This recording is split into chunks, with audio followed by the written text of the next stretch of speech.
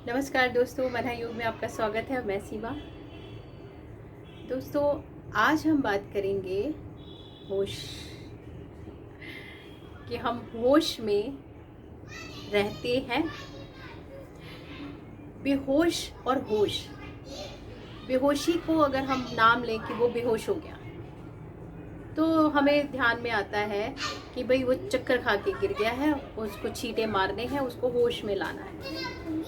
बेहोश और होश, इन शब्दों से हम सीधा सीधा ये मतलब लगाते हैं कि जो मूर्छित होकर गिर गया है वो बेहोश है, और जो होश में है, मतलब जागा हुआ बैठा दिख रहा है, काम करता दिख रहा है, वो होश में है। लेकिन क्या वाकई में ऐसा है? जो काम कर रहा है या जो चलता हुआ दिख रहा है, वो वाकई में होश में है? तो होश की बात करेंगे कि होश में कौन है। मैंने अपनी एक पीछे की वीडियो में था कि समझ का ढक्कन खुल भी नहीं पाता, मुंह से बोल निकल जाते हैं। वो भी वही हालत है, वो भी सेम वही चीज़ है कि बेहोशी में काम कर रहे हैं, बेहोशी में बोल रहे हैं, बेहोशी में चल रहे हैं, बेहोशी में बात कर रहे हैं, बेहोशी में ही सारे काम कर लेते हैं हम लोग। और फिर हम कहते हैं कि हम होश में। अगर होश में हैं तो वो काम नहीं होंगे जो हम कर जाते हैं।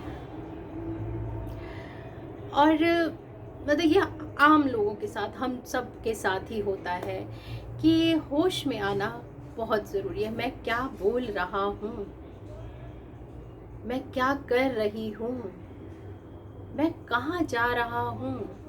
बहुत बार होता है कि ड्राइव कर रहे होते हैं, स्टीयरिंग पे हाथ होता है और चले जा रहे हैं, चला जाता हूँ किसी की धुन में तो वो धुन किसी और की है, चल हम यहाँ रहे हैं, सोच कुछ और रहे हैं। और ये सब के साथ, चाहे बच्चों को देख लो, अगर क्लासरूम में, अब आजकल तो बेचारों के लिए क्लासरूम है ही नहीं, आजकल तो खुला एक ऑफ़र है उनके लिए कि घर में बैठो, सोचो, जो मर्ज़ी करो।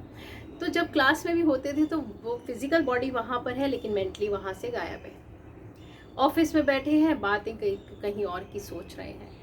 हम लोग हैं जैसे किचन में काम कर रहे होते हैं, तब भी दिमाग में कुछ और चल रहा होता है। यहाँ तक कि जब हम वॉक कर रहे हैं, जब हम चल रहे हैं, तो भी हम होश में नहीं होते। क्योंकि अगर होश में हो तो बहुत बार ऐसा होता है कि बहुत सारी चीज़ें हमें ऐसी नज़र आ जाती हैं जिनके ऊपर नॉर्मली ध्यान नहीं जाता। हम्म? ये थोड़ा सा शोर आ रहा है, कुछ बच्चे नीचे हाँ हाँ कर रहे हैं और अच्छा भी लग रहा है इनका शोर। तो बहुत सारी चीज़ें, मैं अपना बताती हूँ, अपना एग्जांपल देती हूँ कि मैं एक जगह जा रही थी और वहाँ पर मैंने पूरा 1 महीने का कोर्स किया। 1 मंथ डेली उस रास्ते से मैं गई हूँ क्लासरूम तक, लेकिन नज़र नहीं पड़ी। और जिस दिन नज़र पड़ी तो मैंने वो फ़ोटो क्लिक किया कि एक बहुत सुंदर सा फूल, बहुत खूबसूरत। और जब माली से पूछा तो माली ने कहा कि ये फूल ऐसे ही खिला रहता है 1 हफ्ते तक, अगर कोई इसको टच ना करे तो। एक बहुत खूबसूरत फूल। मगर हम उस रास्ते से रोज़ जा रहे हैं, रोज़ आ रहे हैं, मगर वो खूबसूरती हमें नज़र नहीं आती, हमारी नज़र ही नहीं पड़ती, क्योंकि हम तो किसी की धुन में चल रहे हैं। और ऐसे ही बोलना, ऐसे ही हर चीज़। और यहाँ तक कि हम आप तो बहुत छोटे लेवल पे हैं, मैंने ऑब्ज़र्व किया बहुत धुरंधर लोग, बहुत पहुँचे हुए लोग, जो योग के क्षेत्र में मतलब अच्छा स्वामी बन चुके हैं, मतलब वो, उन लोगों को एक बहुत ऊंचा दर्जा प्राप्त है। तो वो एक जगह पर बोल रहे थे और वो उस दिन क्रोध के ऊपर उनका भाषण चल रहा था कि जी क्रोध जो है वो इंसान को पहले अपने आप को खाता है, मतलब उस इंसान को खाता है, फिर आप दूसरे को नुकसान पहुंचा पाते हैं। और योग में अगर आप आएंगे तो आप क्रोध से अपने आप को उससे निकालना आपको आ जाएगा, क्रोध से बचना आ जाएगा। ये सारा लेक्चर चल रहा था, बहुत अच्छे से सब सुन रहे थे। अब स्टूडेंट्स हैं, उन लोगों के पीछे थोड़ा अपनी वार्तालाप शुरू हो गई, क्रोध के ऊपर ही बातें उनकी अपनी शुरू हो गई। तो वो स्वामी जी ने एक बार बोला कि भाई ध्यान से सुनिए। अब तो ठीक है, हो गया थोड़ा शांत माहौल। उसके बाद फिर चपड़ चपड़ शुरू हो गए जी पीछे से। उन्होंने फिर कहा और उसके बाद वो इतना क्रोधित होके खड़े हुए और बोले मैं नहीं यहाँ पर सेशन लूँगा और मेरे को नहीं है यहाँ पर, किसी को सुनने की तमीज़ नहीं है, ये वो। अब ये क्या था? आप तो बहुत सालों से तपस्या में लीन थे, ये तो फिर वो है जो अभी सुनना ही नहीं जिनको आता। ये तो वो शोर शराबा जो डाल रहे थे वो लोग थे जिन्हें अभी प्रॉपर सुनना ही नहीं आता। लेकिन आप तो क्रोध पे विजय पा चुके थे, आप क्रोधित क्यों हो गए? मुझे तो लगा मैंने कभी गलत जगह आ गए। स्वामी जी उस लेवल के नहीं है। तो ऐसा यहाँ पर हुआ, ऐसा ही एक चांस हुआ, कहीं पर एडमिशन लेना था, योग के लिए जाना था और देखा मारा मारी धक्का मुक्की। अब उनको एक बंदा कह रहा है कि भाई आप योग की उसके लिए आए हैं तो थोड़ा सब्र तो रखें, पेशेंस तो रखें, चढ़े जा रहे हैं दूसरे के ऊपर, धक्का मार के मेरा पहले एडमिशन हो जाए। लेकिन नहीं, हम जा कहाँ रहे हैं, किस लिए जा रहे हैं? वहाँ पर हम इंसानियत भी खो जाते हैं। और डिप्लोमा कोर्सेज करे हुए लोग जब एक जगह पे इकट्ठे हुए और वहाँ पे जब उनको पता लगा कि जी अब खाना मिलने वाला है तो नज़ारा मज़ेदार था। एक के ऊपर एक गिर गए, मतलब गड्ढा था और धड़ धड़ धड़ धड़ उसके ऊपर ही गिर गए।